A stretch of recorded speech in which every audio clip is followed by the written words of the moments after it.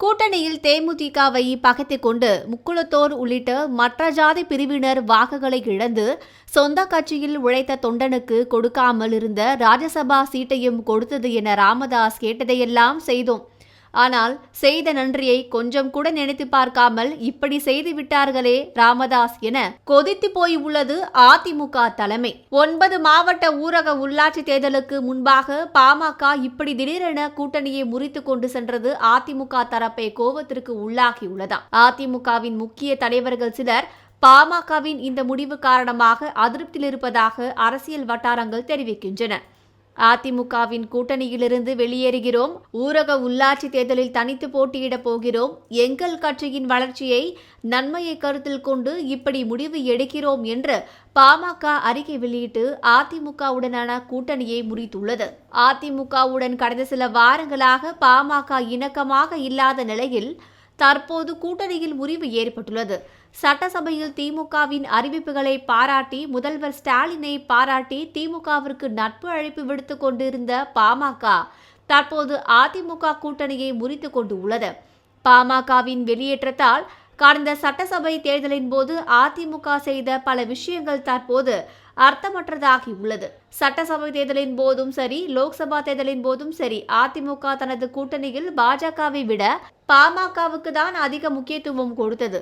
பாஜகவிற்கு லோக்சபா தேர்தலில் 5 இடங்களை அதிமுக கொடுத்தது.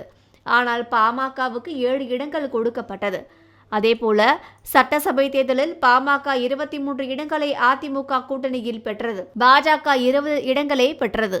இந்த தொகுதி ஒதுக்கீடு பாமகவை அதிமுக எவ்வளவு பெரிதாக நினைத்தது என்பதற்கு உதாரணம். கடந்த 2 தேர்தல்களிலும் பாமகவை நம்பியே இருந்தது அதிமுக.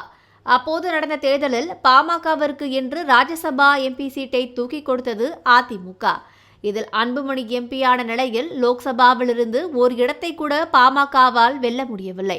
அதிகம் எதிர்பார்க்கப்பட்ட வட மாவட்டங்களில் கூட பாமகவால் அதிமுகவிற்கு எந்த பலனும் கிடைக்கவில்லை. பாமகவின் வன்னியர் ஆதரவு லோக்சபா தேர்தலில் அதிமுகவிற்கு பலனளிக்கவில்லை என்றாலும் அதிமுக பாமக மீதான நம்பிக்கையை இழக்கவில்லை.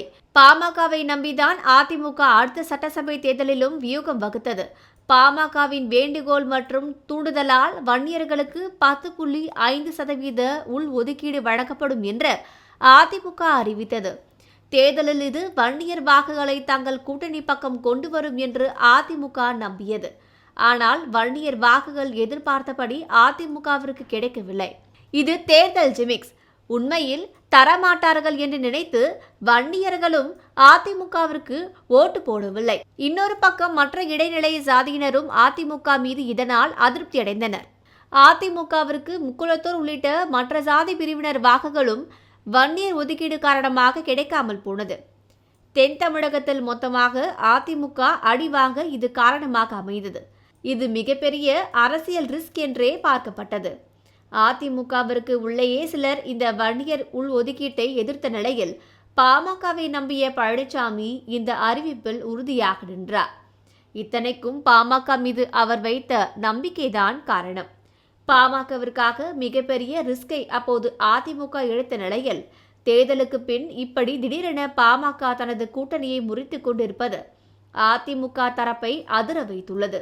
பாமகவிற்கே இவ்வளவு செய்தோமே, தேர்தலில் மிகப்பெரிய ரிஸ்க் எடுத்தோமே, அடிமட்ட தொண்டனுக்கு கூட கொடுக்காமல் பாமகவுக்கு முன்னுரிமை கொடுத்தோமே, ஆனால் இப்படி ஆகிவிட்டதே என்று அதிமுக தரப்பு கொதித்து போய் உள்ளது. அது ஏன்? தேமுதிக அதிமுக கூட்டணி முறிய கூட பாமகவிற்கு கொடுக்கப்பட்ட இந்த முக்கியத்துவமே காரணம். பாமகவிற்காக தேமுதிக உறவை முறித்து கொண்டது. பாமக கூட்டணி பற்றி பேசிய புகழேந்தியை கட்சியிலிருந்து தூக்கி அடித்தது. ஆனால் அதே பாமக தற்போது இன்று அதிமுகவை தூக்கி அடித்துவிட்டது.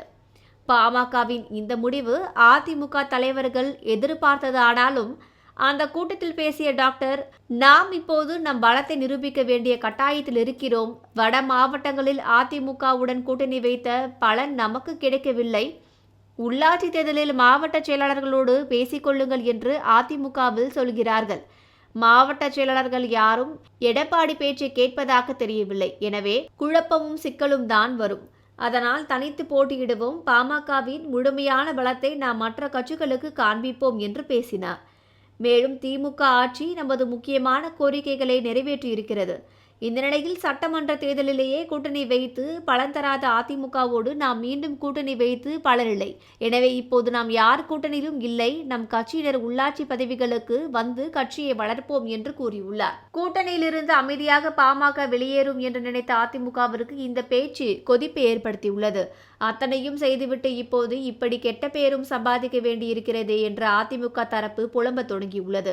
இதுகுறித்து பாமக தரப்பில் உள்ளாட்சி தேர்தல் வேட்புமனு தாக்கல் இன்றையே தொடங்குகிறது.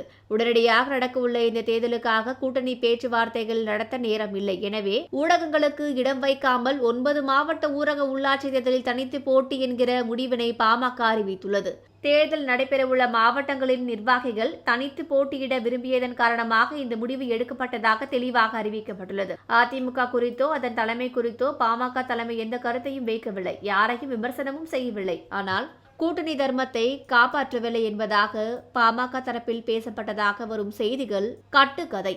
தேசிய ஜனநாயக கூட்டணியில் பாமக தொடர்கிறது. உள்ளாட்சி தேர்தலில் தனித்து போட்டியிடுவதற்கு உள்நோக்கம் கற்பிக்க கூடாது. மேலும் அதிமுக தொடர்பாக எந்தவித விமர்சனத்தையும் மருத்துவர் ராமதாஸ் முன்வைக்கவில்லை. சட்டமன்ற நாடாளுமன்ற தேர்தல் என்றால் சீக்கிரம் கூட்டணி பேசி முடித்துவிடலாம். உள்ளாட்சி தேர்தலுக்கான நாள் மிகவும் குறைவாக உள்ளதால் தற்காலிகமாக எடுக்கப்பட்ட முடிவுதான் இது என்றும் பாமக தலைவர் ஜி.கே. மணி அவர்கள் விளக்கம் அளித்துள்ளார். தனித்து போட்டியிடும் முடிவால் யாருக்கும் இழப்பு இல்லை என்றும் ராமதாஸ் தெளிவுபடுத்தியுள்ளார் என கூறியுள்ளார்.